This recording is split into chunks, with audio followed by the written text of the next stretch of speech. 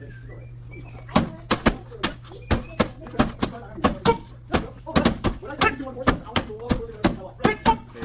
this is Troy Small with Skyway Acquisition, coming at you today with another video.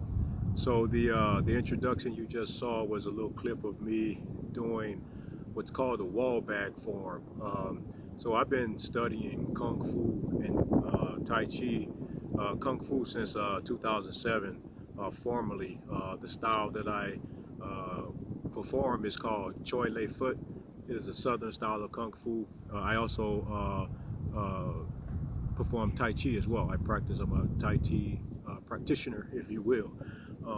What I like about Kung Fu is the fact that you can never master it. You can never master Kung Fu or Tai Chi. You can develop a level of mastery, but I can never master it. And for me, I'm somewhat of a closet perfectionist, if you will. It's important for me to be able to push myself. It's just my makeup, and that's what I like about Kung Fu, is because no matter how far or how deep I go in my training, there's still other levels to get to. There's more levels. You can go deeper. You can focus more on your kicks. You can focus more on your strikes and things like that. So I love Kung Fu.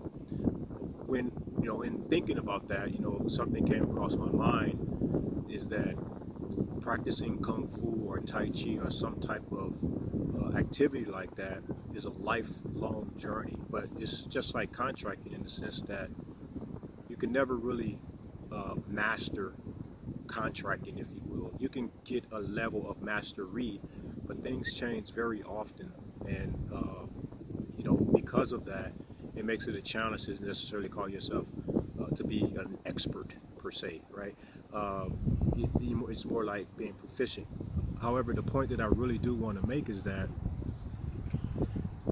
in government contracting, similar to Kung Fu in this example, in Kung Fu, I can, if you try to learn everything at once, you're going to overwhelm yourself. It's very difficult to learn strikes and kicks and all of that at one time. Obviously, you can, but you do it in levels, right? You learn basic kicks and basic strikes. Then you move up to mediocre or slightly more difficult kicks and strikes or what have you. It's the same thing with government contracting, in that if you're whether you're new in government contracts or you are experienced and you've been doing this for a number of years, the fact of the matter is that sometimes we have to slow ourselves down in the sense of learn an aspect of government contracting, learn or gain an aspect that you can form a building block, if you will, and build on top of that. So you learn about, as an example, simplified acquisition procedures and commercial items, and you get a good grasp of that. You become proficient in that at your level, and that will help you to better understand how, for instance, contracting by negotiation may go about. Another point that I kind of wanted to make is that just like martial arts or Kung Fu, you can always go to another level, whether it be solely focused on simplified acquisition procedures and just taking that rabbit hole all the way down as far as it goes, or you can go down the contracting by negotiation path. Or you can say, what, I'm dealing with government purchase cards, and I've figuring out a way that can be beneficial to me. So there's just a little insight, just a little quick video regarding just contracting can be overwhelming, and just like training in Kung Fu in this example. And if you look at it as a whole, like if I were to look at my Kung Fu training and say, I'm trying to be a black belt. Let's just say I was a lesser belt. I'm a brown sash, by the way, and so I'm one stripe and one belt away from black belt. But if I was a white sash, which is where you start off at, and I looked at the entirety of my training book and all the techniques and all the forms, all of the combatives that I have to do, all of the knowledge about my system and my style and the history of my system and my style. When did it start? Who started it? Who were the grandmasters? Who were the teachers? You know, all of that matters. But if I were to look at all of that in its totality, it would be a little daunting. It would be a little scary to say that I'm going to do this training and I'm going to be a black belt. No, the way I looked at it is like I'm a white sash, and my goal is to be a black belt, just like your goal is to win a government contract. However, in this case, what I'm going to do is I am going to start off lowly. Oh, sorry about that.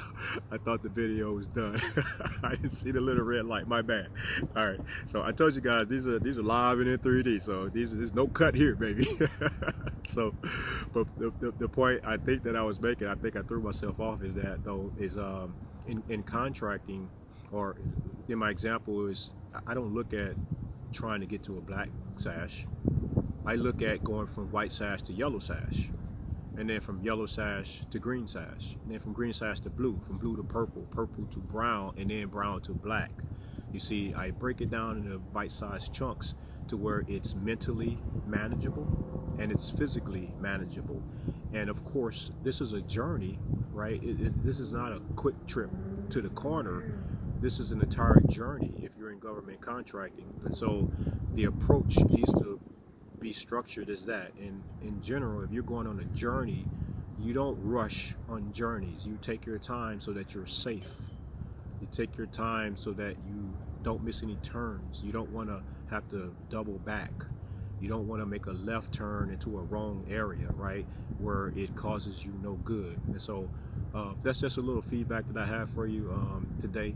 And so you know, if you guys are ever interested in getting more insight into federal government contracting, you can always hit me up at troy.small@skywayacq.com, and I'll be more than happy to interact with you and help you to figure out the way forward for you and your government contracting business. So until the next time, you guys take care, and I'll talk to you later. Bye.